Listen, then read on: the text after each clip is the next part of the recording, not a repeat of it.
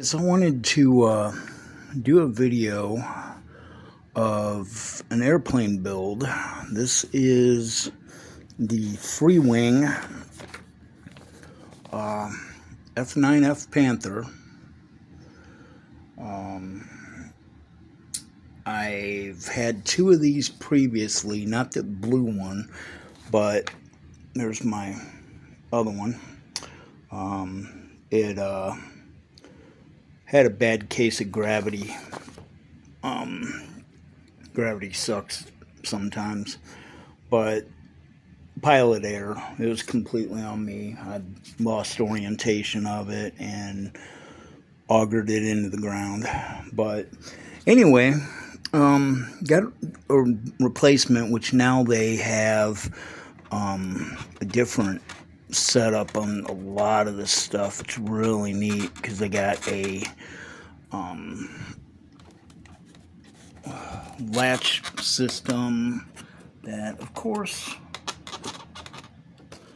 has to latch a little too good.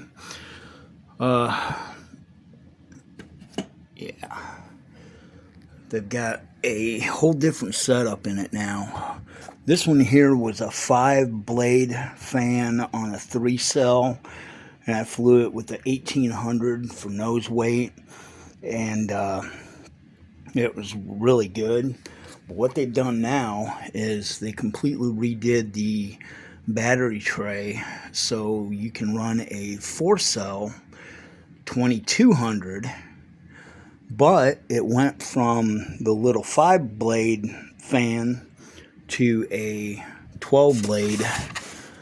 I don't know if I can get in there where you guys can see any of the fans or not. You can kind of see them, the fan blades. It's got a 12-blade fan in there now, so it's going to sound more like a jet.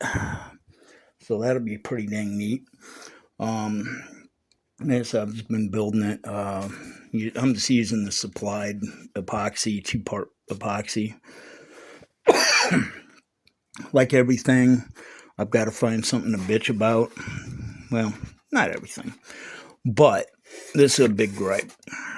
The plane comes with no landing gear, and you can buy the landing gear separately. But when you pull the landing gear cover things off to actually put the landing gear in, there's no paint anywhere around, and that looks very tacky. Same with the main gear. It just has no paint up around the edges when you pull the covers off.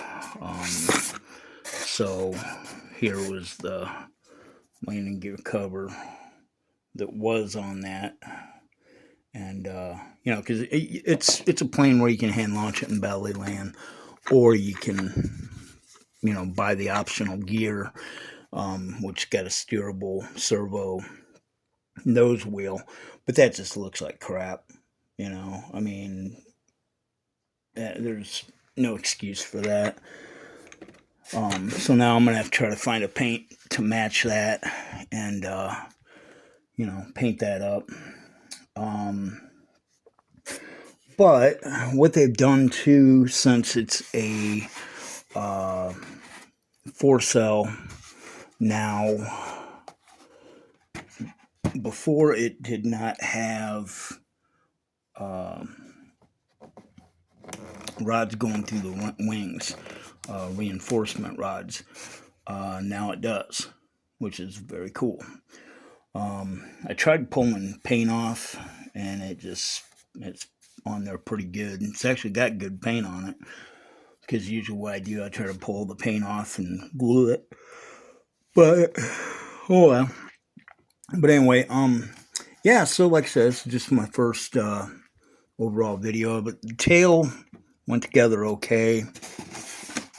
Like any aircraft, you want to make sure that you have your perfect,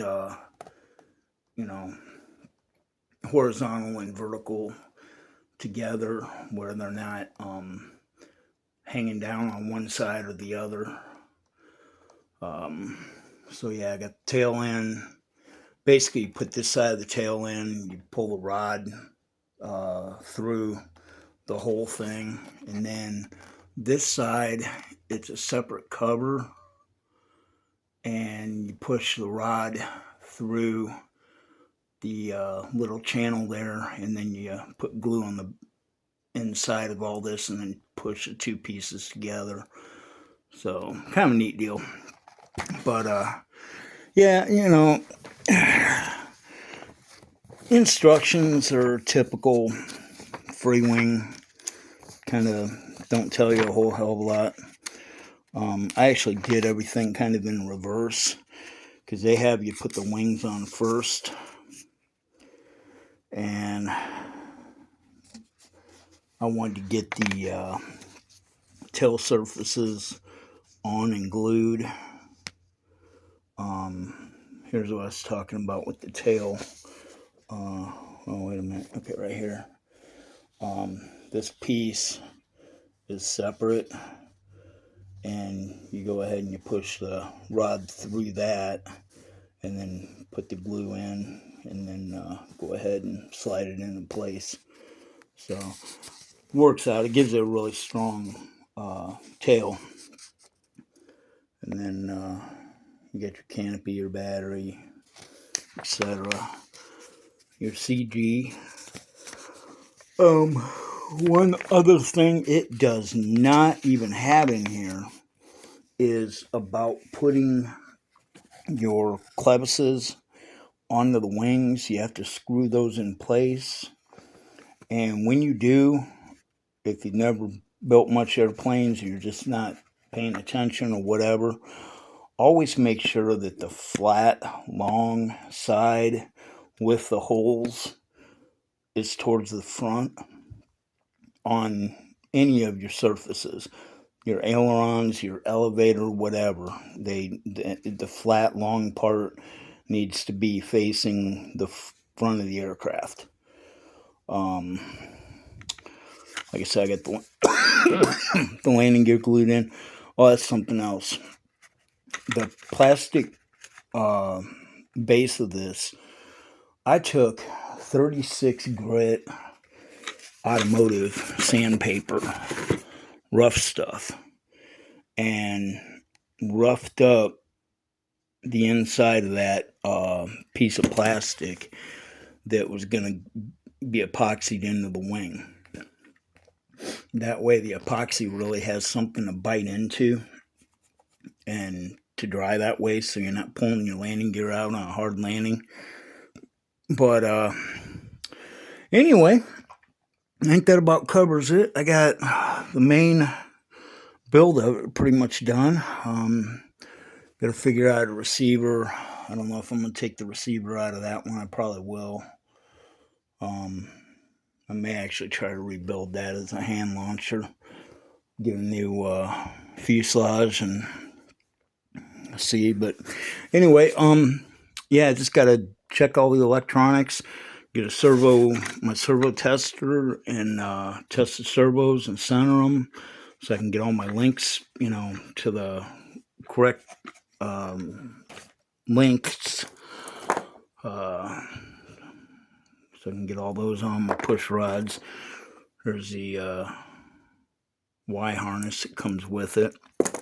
And then, like I said, get your push rod or your stiffening rod for your wing. So anyway, guys, I'm going to let you go, and I think that about covers this part of the build. I will give you another video here when I get the wing on it and get everything centered up, and I'm able to actually give it some power so you can hear that jet sound, because these 12-blade fans, 11 12-blade fans, are very cool sounding.